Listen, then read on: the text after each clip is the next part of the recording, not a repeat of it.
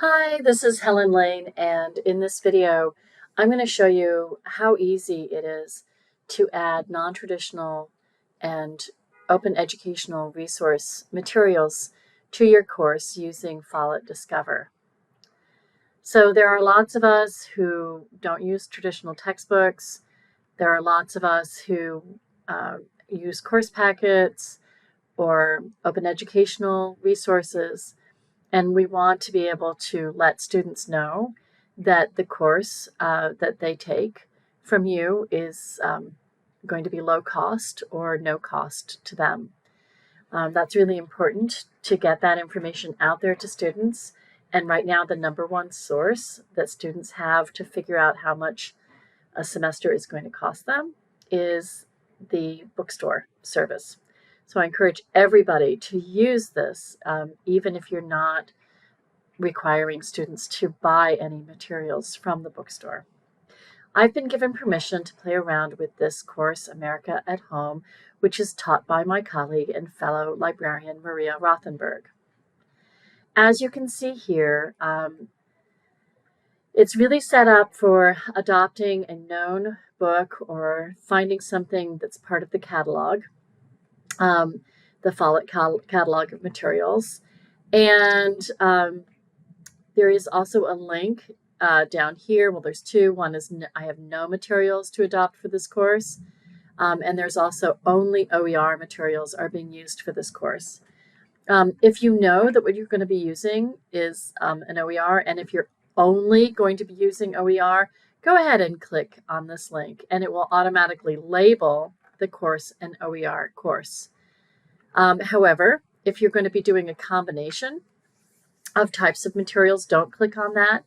Or if you're going to be using free materials that aren't necessarily in sort of open access in terms of Creative Commons license or copyright, also don't click on this link.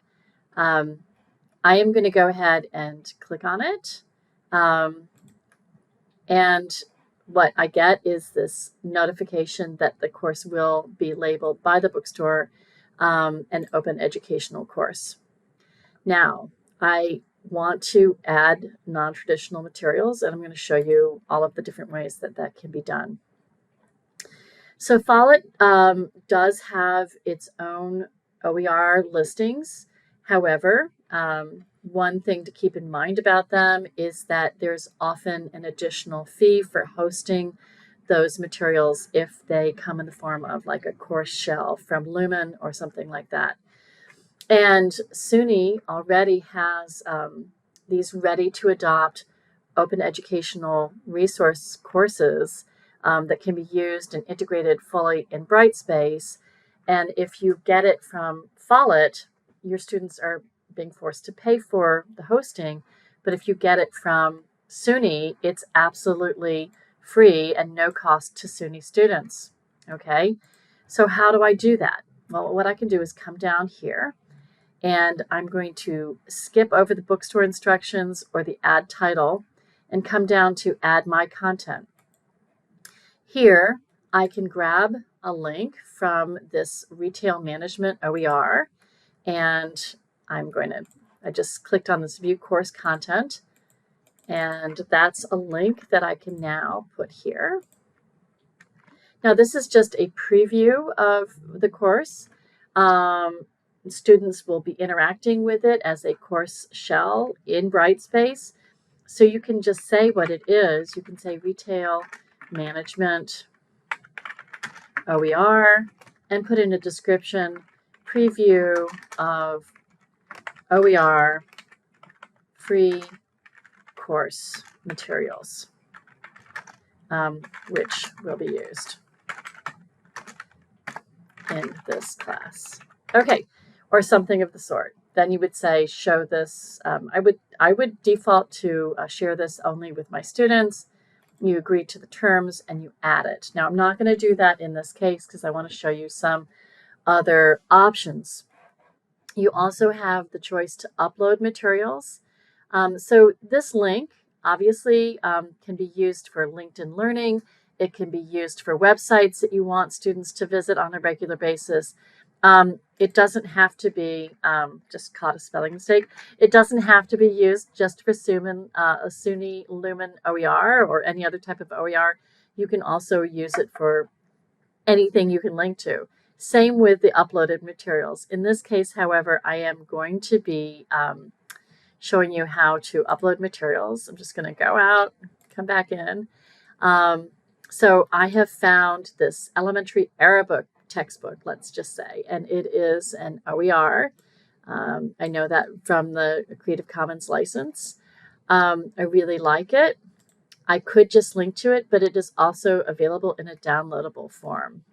So let's say I want my students to have something that they can read offline. I would simply upload it here. Oops. Upload it.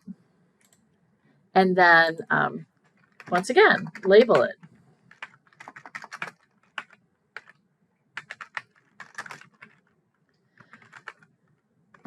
Give it a description.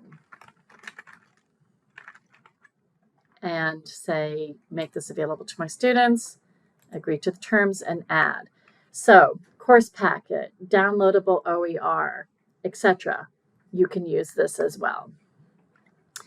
The next thing I want to point out is, if I go back to this other screen, you can always leave a note for students.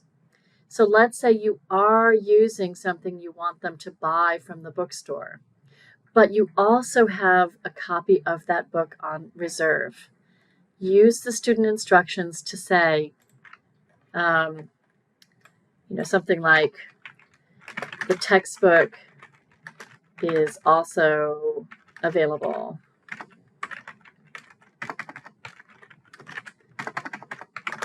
from, I'm such a bad typer, from the library. All right, so you can give them that notification. And so even if you have something that you're encouraging them to buy from the bookstore, you can still let students know, hey, I understand you might not be able to afford everything. I've put a textbook on reserve at the library. So there are so many options. This Add My Content is good for OER. It's good for uploading materials.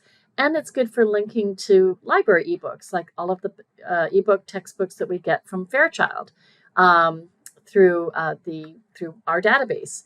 And then the student instructions, another way to reaffirm that you're using OER or using something free, or that it's freely available to students. So that basically concludes my little video. If you have any questions, please feel free to email me. It's Helen_Lane at fitnyc.edu.